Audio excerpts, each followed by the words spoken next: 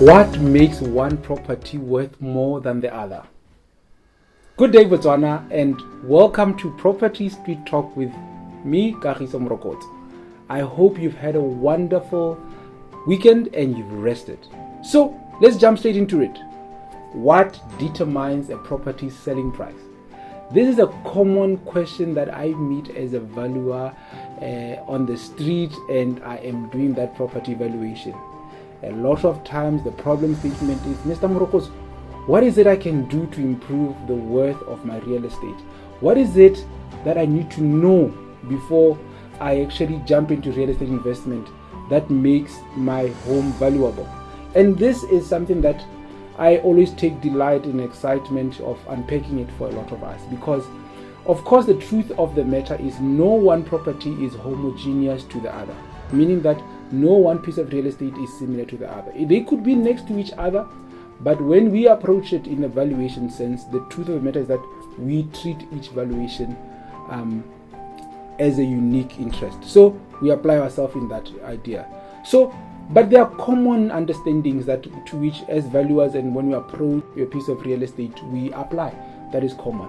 And the first one, and I'm sure you are aware of, is the one that is always ringing in our real estate investors' minds and heads: location, location, and location. Why is location important?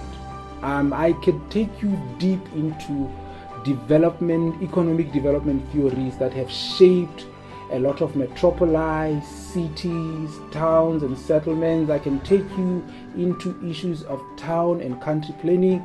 I can take you into issues of urban regeneration programs. But when we all is said and done, the truth is that location in simplicity simply says that the interest in real estate is often derived from the location. You would agree with me that if your property is more valuable if it's closer to your work area, if it's closer to amenities and proximity to your clinics, your shopping centers, it's worth more to your interest when it's closer to these areas of convenience, right? So it's then something that you need to ponder into and you need to look into.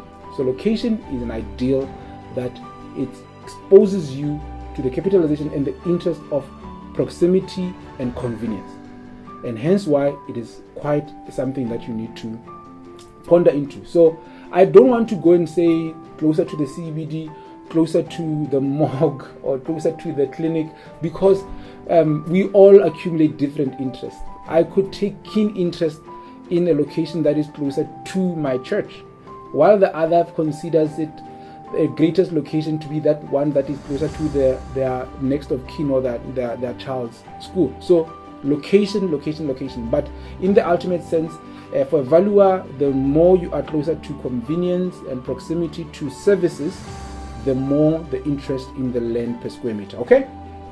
The next one, market demand. We do know that the market is a place where willing buyer and willing seller. The market is where people gather.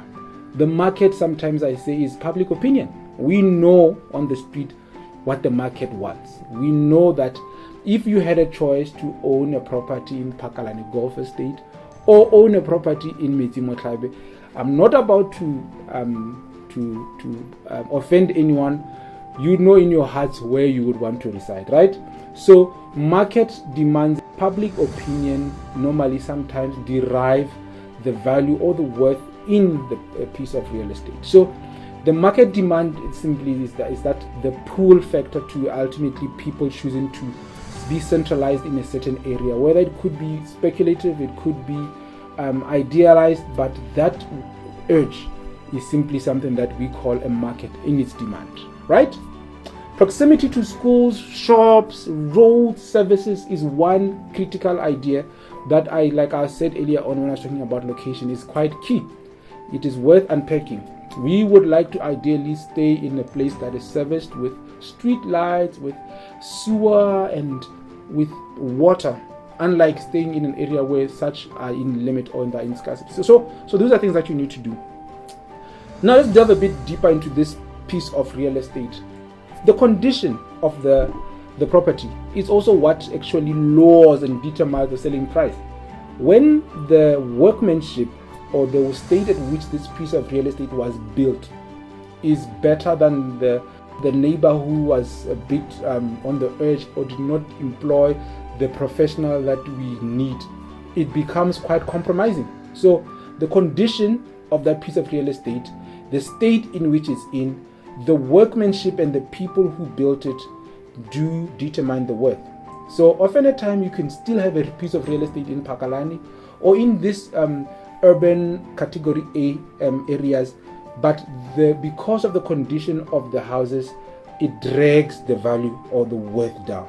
So it is often very important that you look into the condition.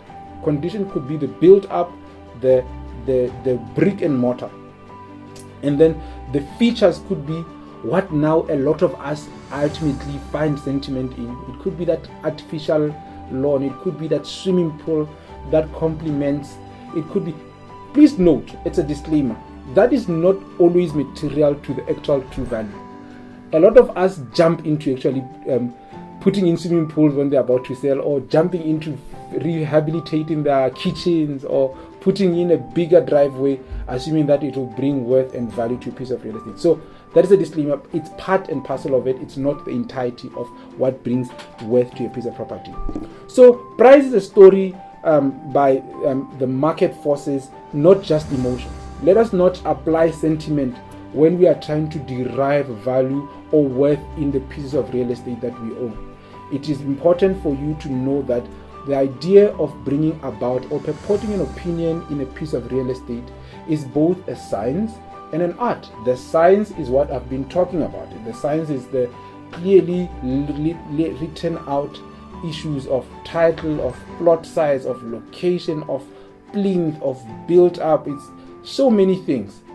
But then the art is of that emotion, what color you use, what you want to arouse when someone walks into your property, what you want to appeal to. It's about the workmanship, what you used to deploy, the element of color, hue, shape, form, texture that you apply, and the emotion that you want to intrigue into someone if they move into your house. So please make sure that as we tell our stories in determining the real estate that we own and its worth, we know that it's an art and a science. Okay? Other than that, I hope the nuggets we shared with you were insightful and were able to assist you and your partner or your team understand the idea around what really determines the selling price of a piece of real estate. We could go deeper. Stay tuned. Drop in your comment if you have any more comments that you could add on into what makes your property worth a bit more from the science and from the art.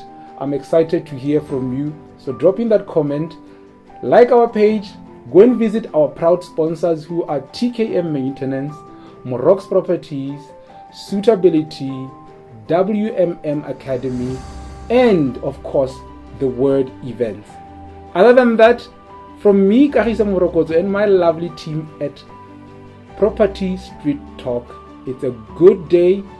God bless you, and remember, let the word go around. Good day, Botswana.